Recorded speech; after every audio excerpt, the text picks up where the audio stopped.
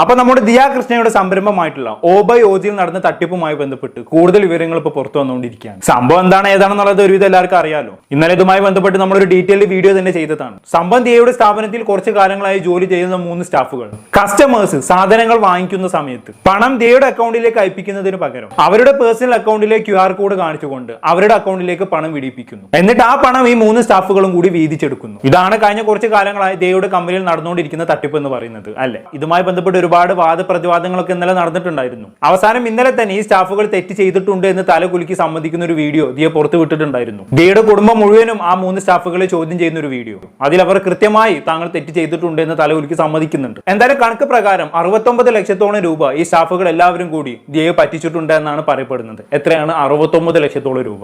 എന്തായാലും ഇത്രയും വലിയ കണക്ക് പുറത്തു വന്നതോടെ ദിയക്കെതിരെയും ഇപ്പൊ ചോദ്യങ്ങൾ ഉയർന്നു വന്നുകൊണ്ടിരിക്കുകയാണ്. ഈ കണക്ക് കേട്ട പലരും ചോദിക്കുന്നത് ദിയയുടെ ഒരു സാധാരണ ഒരു ഫാൻസി ആഭരണക്കടയാണ് അല്ലെ. ഈ ഫാൻസി ആഭരണക്കട നടത്തുന്ന ദിയയിൽ നിന്നും ഇത്രയും വലിയ എമൗണ്ട് ഒക്കെ തട്ടിക്കാൻ പറ്റുമെന്നുള്ളതാണ് ചോദിക്കുന്നത് എല്ലാവരും. അങ്ങനെയെങ്കിൽ അത്രയും വലിയ തുക ഈ ആഭരണക്കടയിൽ നിന്നും വിറ്റുവരവ് ഉണ്ടാവുമോ? അങ്ങനത്തെ ചോദ്യങ്ങളൊക്കെ ഉയർന്നു വന്നുകൊണ്ടിരിക്കുന്നുണ്ട്. ഞാൻ ഒരിക്കലും ഇവിടെ ദിയയെ തരം താഴ്ത്താനോ ദിയയെ മോശക്കാരിയാക്കാനോ വേണ്ടി ചെയ്യുന്ന വീഡിയോ അല്ലേ കേട്ടോ. എന്റെ വീഡിയോ കാണുന്ന ആരും ഇനി അങ്ങനെ തെറ്റിദ്ധരിക്കണ്ട. ഒരു വിഷയവുമായി ബന്ധപ്പെട്ട് നമ്മൾ ചർച്ച നടത്തുമ്പോൾ അതിന് എല്ലാ തലങ്ങളും ടച്ച് ചെയ്തുകൊണ്ട് സംസാരിക്കണമല്ലോ. അതുകൊണ്ട് മാത്രം ഞാനിത് പറഞ്ഞതേ ഉള്ളൂ. എനിവേ, ഇന്നലെ ഞാൻ ചെയ്ത വീഡിയോക്ക് താഴെ പോലും ദിയയെ ചോദ്യം ചെയ്തുകൊണ്ടുള്ള ഇത്തരത്തിൽ ഒരുപാട് കമന്റുകൾ കണ്ടിട്ടുണ്ടായിരുന്നു. ചില കമന്റുകൾ ഞാൻ വായിച്ചു തരാം. കണക്ക് പ്രകാരമാണ് 69 ലക്ഷം. കണക്കിൽ പെടാത്തത് അപ്പോൾ എത്ര കാണും?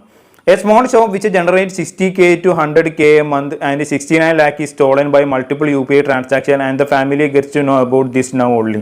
This is suspicious. What if Diya did this for avoiding tax? This whole scenario looks staged and is suspicious. എന്താണ് സമൂഹത്തിൽ ഈ വിഷയം ചർച്ചയാക്കിയ സ്ഥിതിക്ക് 69 ലക്ഷം ഉണ്ടോ, എത്രയാണ് ശരിക്കും ഉള്ളത് എന്നൊക്കെ പൊതുജനത്തെ അറിയിക്കണം. ഇത്തരത്തിൽ ഒരുപാട് ചോദ്യങ്ങൾ ഉയർന്നു വരുന്നുണ്ട്. ഈ ചോദ്യം ചോദിച്ചവരെ നമുക്ക് കുറ്റം പറയാൻ പറ്റില്ല അല്ലേ. കാരണം ലോജിക്കലി ചിന്തിക്കുമ്പോൾ ഞാൻ നേരത്തെ പറഞ്ഞ പോലെ തന്നെ ദിയയുടെ ഇതൊരു ഫാൻസി ആഭരണ കടയാണ്. ദിയയുടെ കടയിൽ വിൽക്കുന്ന ഒരു പ്രൊഡക്റ്റ് എടുത്ത് നോക്കുകയാണെങ്കിൽ അതിന്റെ ഒരു ആവറേജ് എമൗണ്ട് എന്ന് പറയുന്നത് 1200 റുപ്യക്കായിരിക്കും അല്ലെ. അത്രേ വരത്തുള്ളൂ. ഇപ്പൊ ഈ തട്ടിപ്പ് നടത്തി പിടിക്കപ്പെട്ട സ്റ്റാഫുകൾ പറയുന്നുണ്ട് അല്ലെ, ഞങ്ങൾ കഴിഞ്ഞ 10-11 മാസത്തോളമായി ദിയെ പറ്റിച്ചുകൊണ്ടിരിക്കുകയാണെന്നുള്ളത്. ഈ 10 മാസം കൊണ്ടാണ് ഇവർ 69 ലക്ഷത്തോളം രൂപ ദിയയുടെ സംരംഭത്തിൽ നിന്നും തട്ടിയത്. അങ്ങനെ നോക്കുമ്പോൾ ആവറേജ് എടുക്കുകയാണെങ്കിൽ ഒരു മാസം ഇവർ 6.9 ലക്ഷം രൂപ വെച്ച് തട്ടുന്നുണ്ട് അല്ലെ. ഇതുവരെ തട്ടിയെടുത്ത എമൗണ്ട്. ഇനി കണക്കിൽ പെടുന്ന ഇവർ തട്ടിപ്പ് നടത്താത്ത എമൗണ്ട് വേറെ കാണത്തില്ലേ. അങ്ങനെ നോക്കുമ്പോൾ എങ്ങനെയായാലും പ്രതിമാസം ഒരു 10 ലക്ഷം രൂപയെങ്കിലും ഈ കമ്പനിക്ക് വിറ്റുവരവ് ഉണ്ടാവേണ്ടതല്ലേ അല്ലെ.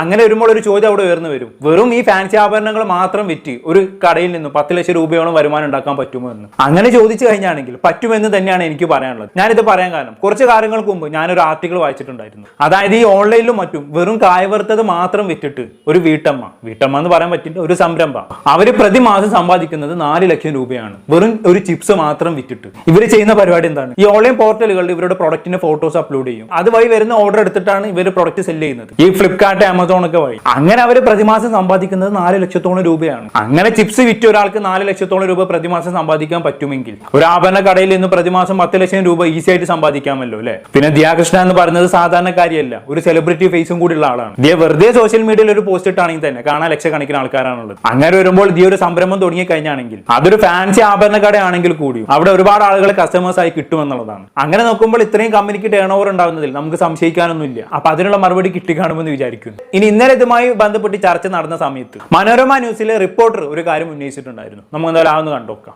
11 മാസം കൊണ്ട് നടന്ന ഒരു തട്ടിപ്പ്. ഈ 11 മാസത്തിനിടയ്ക്ക് സ്വന്തം കടയിൽ നടന്ന ക്രമക്കേടുകളെ കുറിച്ച് ദിയ കൃഷ്ണയോ കൃഷ്ണകുമാറോ ഒന്നും അറിഞ്ഞില്ല എന്നുള്ളിടത്താണ് ഒരു ദുരൂഹത മണക്കുന്നത്. കാരണം ഈ ദിയ കൃഷ്ണ സ്വന്തമായിട്ട് നടത്തിയിരുന്ന ബിസിനസ്സാണ്. ഈ കുട്ടികളൊക്കെ വരുന്നത് അല്ലെങ്കിൽ ഈ ജീവനക്കാർ, വനിതാ ജീവനക്കാരൊക്കെ വരുന്നത് വളരെ അടുത്ത കാലത്ത് മാത്രമാണ്. അപ്പോൾ അതിനു മുമ്പ് ഓരോ ദിവസവും എത്ര വരുമാനം തന്റെ കടയിലേക്ക് വരുന്നുണ്ട് അല്ലെങ്കിൽ തന്റെ ബിസിനസ് കൊണ്ട് ഉണ്ടാകുന്നുണ്ട് എന്നൊക്കെ നല്ല ധാരണയുള്ളയാളാണ് ദിയ കൃഷ്ണ. പക്ഷേ ആ ദിയ കൃഷ്ണയ്ക്ക് ഈ 11 മാസവും ഇത്ര വലിയ ഒരു തുകയിലേക്ക് തട്ടിപ്പ് നീണ്ടിട്ടും അങ്ങനെ ഒരു കാര്യം നടക്കുന്നതായിട്ട് മനസ്സിലാകുന്നില്ല എന്നുള്ളതാണ് ഒരു പ്രധാനപ്പെട്ട സംശയമുയർത്തുന്ന കാര്യം. ഓക്കെ, അപ്പൊ ഇവിടെ റിപ്പോർട്ടർ ചോദിച്ചു വെക്കുന്നത് 11 മാസത്തോളം ഇത്രയും വലിയൊരു തട്ടിപ്പ് നടത്തിയിട്ടും എന്തുകൊണ്ട് ദിയ അറിഞ്ഞില്ല എന്നുള്ളതാണ് അല്ലെ. ഈ ബിസിനസ് ഇത്രയും വളർത്തി കൊണ്ടുവന്നത് ദിയാണ്. ദിയ ഒറ്റക്കാണ് ഈ സംരംഭം തുടങ്ങിയത്. ദിയയുടെ അച്ഛനായിട്ടുള്ള കൃഷ്ണകുമാർ തന്നെ ഇതിനെ കുറിച്ച് പറഞ്ഞിട്ടുണ്ട്. ദിയ സ്വന്തമായിട്ട് ലോൺ എടുത്തിട്ടാണ്, വീട്ടിൽ നിന്ന് 1 രൂപ പോലും വാങ്ങിക്കാതെയാണ് ഈ സംരംഭം തുടങ്ങിയത്. വീട്ടിൽ നിന്നുള്ള ഒരാളെ പോലും ഇതിന് കൂട്ടിനെ വിളിച്ചിട്ടില്ല. എല്ലാം നോക്കി നടത്തിയ ദിയ തന്നെയാണ്. അങ്ങനെ ഒറ്റക്ക് നോക്കി നടത്തണമെന്നുണ്ടെങ്കിൽ ദിയക്ക് ഇതിനെ കുറിച്ച് നല്ല ഐഡിയ ഉണ്ടായിരിക്കണം അല്ലെ. ഐഡിയ ഇല്ലാത്ത ഒരാൾക്കും ഒരു ബിസിനസ് ഇങ്ങനെ നോക്കി നടത്താൻ പറ്റത്തില്ല. അത്രയും ഐഡിയ ഉള്ള ദിയയുടെ സ്ഥാപനത്തിൽ 11 മാസത്തോളം ഇത്ര ഇത്രയും വലിയ തട്ടിപ്പ് നടന്നിട്ടും എന്തുകൊണ്ട് ദിയ അറിഞ്ഞില്ല എന്നതാണ് ഇവിടെ റിപ്പോർട്ടർ ചോദിച്ചു വെക്കുന്നത്. അതുമായി ബന്ധപ്പെട്ട് ദിയ തന്നെ കഴിഞ്ഞ ദിവസങ്ങളിൽ ഒരു മറുപടി നൽകിയിട്ടുണ്ടായിരുന്നു. എന്താണത്? കഴിഞ്ഞ 4 മാസമായിട്ട് ഞാൻ പ്രഗ്നന്റ് ആണ്, എനിക്ക് എന്റെ ഷോപ്പിലെ സ്റ്റെപ്പ് പോലും കയറാൻ പറ്റാത്ത അവസ്ഥയാണ്. അങ്ങനെ ഒരു അവസ്ഥയിൽ ഒരിക്കലും എനിക്ക് എന്റെ ബിസിനസ് നോക്കി നടത്താൻ പറ്റില്ല എന്ന് ദിയ കഴിഞ്ഞ ദിവസങ്ങൾ പറഞ്ഞതാണ് അല്ലേ. അങ്ങനെ നോക്കുമ്പോൾ 4 മാസത്തേക്ക് ദിയ തന്റെ ബിസിനസ് സ്റ്റാഫുകളെ ഏൽപ്പിച്ചൊന്ന് റെസ്റ്റ് എടുത്തു പ്രഗ്നന്റ് ആയ സ്ഥിതിക്ക്. അതൊരു ന്യായമുള്ള കാര്യം തന്നെയാണ്. പക്ഷെ അപ്പോഴും അവിടെ ഒരു ചോദ്യം ബാക്കി കിടപ്പുണ്ട്. ദിയ ഇവിടെ പ്രഗ്നന്റ് ആവുന്നതിന്റെ 4 മാസം മുമ്പേയും ഈ 3 സ്റ്റാഫുകൾ ദിയയുടെ സ്ഥാപനത്തിൽ തട്ടിപ്പ് നടത്തുന്നുണ്ട്. അപ്പൊ എന്തേ ദിയ അറിഞ്ഞില്ല എന്നുള്ളൊരു ചോദ്യം അവിടെ ബാക്കിയുണ്ട് അല്ലേ. ഒന്നും കൂടി തെളിച്ച് പറയുകയാണെങ്കിൽ ദിയ തന്റെ യൂട്യൂബ് ചാനലിൽ പ്രഗ്നൻസി റിവ്യൂലും വീഡിയോ ചെയ്യുന്നത് 2025 ജനുവരി 10-നാണ്. ഈ 3 സ്റ്റാഫുകൾ ആദ്യമായി ദിയയുടെ സ്ഥാപനത്തിൽ നിന്നും തട്ടിപ്പ് നടത്തുന്നത് 2024 ഓഗസ്റ്റിലാണ്. അങ്ങനെ നോക്കുമ്പോൾ ഈ ഓഗസ്റ്റ് തൊട്ട് ജനുവരി 10 വരെയുള്ള കാലയളവിൽ, അതായത് ഈ 4 മാസം കാലയളവിൽ ദിയ ബിസിനസ്സിൽ ആക്റ്റീവ് അല്ലേ. ആ സമയത്ത് അവർ തട്ടിപ്പ് നടത്തിയിട്ടും എന്തുകൊണ്ട് ദിയക്ക് അത് മനസ്സിലായില്ല? അതൊരു ചോദ്യമാണ്. അതിനുള്ള ഉത്തരം തേടുമ്പോൾ ഇവിടെ 2 പോസിബിലിറ്റി ആണുള്ളത്. ഒന്നാമത്തെ പോസിബിലിറ്റി എന്ന് പറയുന്നത് ദിയ ഇവിടെ കാണിച്ച അലസത. ദിയ നന്നായി ബിസിനസ് വളർത്തി കൊണ്ടുവന്നു, പക്ഷെ അത് മെയിൻറ്റെയിൻ ചെയ്യാൻ ദിയക്ക് പറ്റിയിട്ടില്ല എന്നുള്ളതാണ്. ഒരുപക്ഷെ ദിയ വിചാരിച്ച് കാണണം ബിസിനസ് നന്നായി വളർന്നല്ലോ, ഇനി താൻ ശ്രദ്ധിച്ചിട്ടില്ലെങ്കിലും ബിസിനസ് നടന്നോളൂന്ന് ദിയ വിചാരിച്ച് കാണണം. അങ്ങനെ വിചാരിച്ച് ബിസിനസ് അധികം ശ്രദ്ധിക്കാതെ ദിയ അടിച്ചു പൊളിച്ച് നടന്നു കാണണം. ഇപ്പൊ ദിയ പ്രഗ്നന്റ് ആവുന്നതിന് മുമ്പുള്ള ദിയയുടെ സോഷ്യൽ മീഡിയ ഹാൻഡലുകൾ എടുത്ത് നോക്കി കഴിഞ്ഞാണെങ്കിൽ ഫുൾ ട്രിപ്പ് ആണല്ലേ ദിയ. അവിടെ എവിടെയും കറങ്ങി നടക്കലും ട്രിപ്പ് അടിച്ച് നടക്കലും ഒക്കെ ആയിട്ട് ദിയ ഫുൾ എൻജോയ്മെന്റിലായിരുന്നു. അതിന്റെ ഫോട്ടോസും വീഡിയോസും ഒക്കെ ഇൻസ്റ്റാഗ്രാമിലും യൂട്യൂബിലും കിടപ്പുണ്ട്. അങ്ങനെ അടിച്ചു പൊളിച്ച് നടക്കുന്നതിനിടക്ക് ബിസിനസ് ശ്രദ്ധിക്കാൻ പറ്റിയിട്ടുണ്ടാവില്ല. ആ അവസരം മുതലാക്കി ഈ സ്റ്റാഫുകൾ നല്ലോണം തട്ടിപ്പ് നടത്തിയിട്ടുണ്ടാവണം. പിന്നെ ജനുവരി തൊട്ട് ദിയ പ്രഗ്നന്റ് ആയപ്പോൾ ഇവർക്ക് കൂടുതൽ സൗകര്യമായിരുന്നിരിക്കണം. അതൊരു പോസിബിലിറ്റി ആണ്. പിന്നെ രണ്ടാമത്തെ പോസിബിലിറ്റി എന്ന് പറയുന്നത് ഈ 3 സ്റ്റാഫുകളും പഠിച്ച കള്ളികളായിരിക്കണം. സമർത്ഥമായ ഒരാളെ പറ്റിക്കാൻ കഴിവുള്ളവരായിരിക്കണം ഈ 3 പേരും. അങ്ങനെങ്കിൽ അത് അവരുടെ കഴിവാണ്. ഞാനൊരിക്കലും ഈ മോഷണം ചെയ്യുന്നവരെ പൊക്കിയടിക്കല്ലേ കേട്ടോ, അവരെ പ്രോത്സാഹിപ്പിക്കല്ല. പക്ഷെ ഒരു സ്ഥാപനത്തിൽ നിന്നും ഇത്രയും വലിയ തുക അപഹരിക്കണമെന്നുണ്ടെങ്കിൽ അതിന് ചില്ലറ ബ്രില്യൻസ് ഒന്നും പോരല്ലോ. കേട്ടിട്ടില്ലേ, കക്കാനും വേണം ഒരു കഴിവെന്ന്. എന്നെ കൊണ്ടത് പറ്റില്ല കേട്ടോ. എന്റെ കണ്ടല്ലേ കിള്ള വർക്കും ഇമാതിരി പണിക്ക് ഇറങ്ങുകയാണെങ്കിൽ ഒരിക്കലും എന്നെ കൊണ്ട് പറ്റാത്ത കാര്യമാണ്. പക്ഷെ പരനാൾ കള്ളൻ ഒരു നാൾ പിടിയിൽ എന്ന രീതിയിൽ ഇവർ പിടിക്കപ്പെട്ടപ്പോ കക്കാൻ പഠിച്ചാണെങ്കിൽ നിൽക്കാനും പഠിക്കണം എന്ന് പറഞ്ഞ പോലെ ഇവർക്ക് അതിന് സാധിച്ചില്ല. ഇവർ നന്നായി കട്ടു, പക്ഷെ നിൽക്കാൻ പഠിച്ചില്ല. എന്തായാലും നമ്മൾ നേരത്തെ കണ്ട വീഡിയോയിലെ മനോരമ ന്യൂസിലെ റിപ്പോർട്ടർക്കുള്ള മറുപടി ദിയയുടെ അച്ഛനായിട്ടുള്ള കൃഷ്ണകുമാർ തന്നെ നൽകുന്നുണ്ട്. നമ്മൾ എന്തായാലും ഒന്ന് കണ്ടോക്കാം. എന്റെ മക്കളുടെ ഭാഗത്ത് ശ്രദ്ധക്കുറവ് ഉണ്ടായിട്ടുണ്ടെന്നുള്ള യാതൊരു സംശയവുമില്ല. അപ്പോൾ കഴിഞ്ഞ കുറച്ച് മാസങ്ങളിൽ സാമ്പത്തിക അത് ഈ സംഭവം തന്നെയാണ്. തന്റെ സ്ഥാപനവുമായി ബന്ധപ്പെട്ട് ഇത്തരത്തിൽ താൻ നടത്തുന്ന ഒരു സ്ഥാപനത്തിൽ ഇത്തരത്തിൽ ജീവനക്കാർ തട്ടിപ്പ് നടത്തിയെന്ന് സൂചിപ്പിക്കുന്നത് ഇൻസ്റ്റഗ്രാം പോസ്റ്റോ സ്റ്റോറിയോ. ഈ കുട്ടികളെ ഇതിന് മുമ്പ് 2-3 തവണ സാമ്പത്തിക വിഷയം ഉണ്ടായിരുന്നു. അപ്പൊ ആദ്യം ഞാൻ പറഞ്ഞ 1-2 തവണ പോട്ടെ, ചിലപ്പോൾ സാമ്പത്തിക കുറക്കണം 10-15,000 രൂപ സാലറി ഉള്ള കുട്ടികളാണ്, ചെറിയ കുട്ടികളാണ്. അപ്പൊ ഞാൻ പോട്ടെ. പക്ഷെ 3-4 തവണ ഞാൻ പറഞ്ഞിരുന്നതാണ് ഈ ക്രിമിനൽ ആക്ടിവിറ്റി ഉള്ള കുട്ടികളെ വെക്കരുത്. അപ്പോഴേക്കും എന്റെ പിള്ളേരാണ് എന്റെ പിള്ളേരാണ് എന്റെ കൂടെ എല്ലാ പരിപാടിക്കും വരുന്നത്, ഭയങ്കര സപ്പോർട്ടാണ് എന്ന് പറഞ്ഞ് നിർത്തിയതാണ്. ബെസ്റ്റ്. അപ്പൊ ഓൾറെഡി 3 പേരും ഫ്രോഡുകളാണെന്നുള്ളത് നേരത്തെ ദിയക്കും അറിയാം, കൃഷ്ണകുമാറിനും അറിയാം. കാരണം അവരുമായി ബന്ധപ്പെട്ട് മുമ്പും സാമ്പത്തികപരമായ പ്രശ്നങ്ങൾ ഉണ്ടായിട്ടുണ്ട് എന്ന് കൃഷ്ണകുമാർ തന്നെ അവിടെ പറഞ്ഞു വെക്കുന്നുണ്ട് അല്ലേ. എന്നിട്ടും അവരെ ബിസിനസ് ഏൽപ്പിച്ച് ദിയ പ്രസവിക്കാൻ പോയേക്കുവാണ്. ഇതിനെ കണ്ടല്ലോ, മണ്ടത്തരെന്ന് വിളിച്ചാണെങ്കിൽ കുറഞ്ഞു പോകും. ഒരുമാതിരി കള്ളന്റെ കയ്യിൽ താക്കോൽ ഏൽപ്പിച്ചിട്ടാണ് ആശാത്തി പ്രസവിക്കാൻ പോയേക്കുന്നത്. കുറച്ചെങ്കിലും ബോധം വിവരം അവിടെ കാണിക്കണം ദിയ. ഇവിടെ അല്ലെങ്കിൽ വിശ്വസ്തരായിട്ടുള്ള ആൾക്കാർ പോലും ബിസിനസ് ഏൽപ്പിച്ചിട്ട് പൊട്ടിപ്പോയ ആളുകൾ എനിക്കറിയാം. അങ്ങനെയുള്ള ഒരു കാലഘട്ടത്തിലാണ് ഒരാൾ ഫ്രോഡ് ആണെന്ന് അറിഞ്ഞിട്ടും അവർ ബിസിനസ് ഏൽപ്പിച്ച് പോകുന്നത്. ഇങ്ങനെയൊക്കെ ചെയ്ത് കഴിഞ്ഞാൽ പറ്റിക്കപ്പെട്ടില്ലെങ്കിൽ അത്ഭുതമുള്ളൂ. എല്ലാവരും എന്താ ഞാൻ ഇതിനൊക്കെ പറയാ, കൂടുതലൊന്നും ഞാൻ പറയുന്നില്ല. കൃഷ്ണകുമാറിന് പറയാനുള്ള ബാക്കി കൂടി കേട്ടോക്കാം.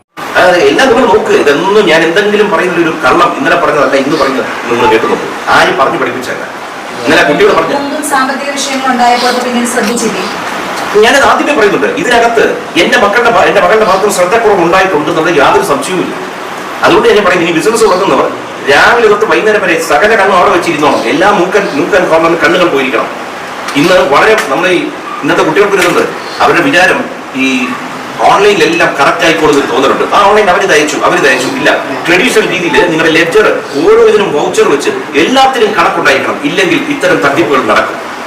കാരണം തട്ടിപ്പിന്റെ രീതികൾ മാറിക്കൊണ്ടിരിക്കുകയാണ്. കാലം എത്ര മാറിയാലും ബിസിനസ് ഈസ് ഓൾവേസ് ബിസിനസ്. അതിന് കൃത്യമായിട്ടുള്ള കണക്കുകളും ഓഡിറ്റിങ്ങും ചെയ്യുന്നില്ലെങ്കിൽ ഇതുപോലെ ഇരിക്കും കാര്യങ്ങൾ. ഒരു ബിസിനസ് വളർത്തി കൊണ്ടുവരുന്ന പോലെ തന്നെ ബുദ്ധിമുട്ടുള്ള കാര്യമാണ് ആ ബിസിനസ് നിലനിർത്തി കൊണ്ടുപോകുക എന്നുള്ളത്. ഒരു പക്ഷേ കഴിവുണ്ടെങ്കിൽ ആർക്കും ഏത് ബിസിനസ്സും വളർത്തി കൊണ്ടുവരാൻ പറ്റും അല്ലേ. നന്നായി സംസാരിക്കാനും നന്നായി മാർക്കറ്റ് ചെയ്യാനും കഴിവുണ്ടെങ്കിൽ നമുക്ക് ഏത് ബിസിനസ്സും ഈസി ആയിട്ട് വളർത്തി കൊണ്ടുവരാൻ പറ്റും. പക്ഷെ അതുകൊണ്ട് മാത്രമായില്ല, അതിനെ നന്നായി മെയിൻറ്റെയിൻ ചെയ്യാനും പറ്റണം. അതിന് കൃത്യമായ എഫേർട്ടും നിരീക്ഷണ പാഠവും ആവശ്യമാണ്. അതാണ് ഇവിടെ ദിയക്കില്ലാതായി പോയത്. ദിയ നന്നായി ബിസിനസ് വളർത്തി കൊണ്ടുവന്നു, പക്ഷെ നന്നായി മെയിൻറ്റെയിൻ ചെയ്യാൻ ചെയ്യാൻ പറ്റിയില്ല. ഇപ്പൊ നമ്മൾ തന്നെ ദൈനംദിനം എത്രയോ വാർത്തകൾ കേൾക്കുന്നു അല്ലേ, അടിപൊളിയായിട്ടുള്ള ബിസിനസ് നടത്തിക്കൊണ്ടിരുന്ന എത്രയോ ആളുകൾ പൊട്ടിപ്പാളിസായ വാർത്തകൾ. എന്തായാലും ദിയയുടെ ഭാഗത്ത് നിന്നും വലിയ മിസ്റ്റേക്ക് സംഭവിച്ചിട്ടുണ്ട് എന്ന് ഇവിടെ ദിയയുടെ അച്ഛൻ തന്നെ പറഞ്ഞ സ്ഥിതിക്ക് ഇവിടെ പ്രത്യേകിച്ചൊന്നും പറയാനില്ല.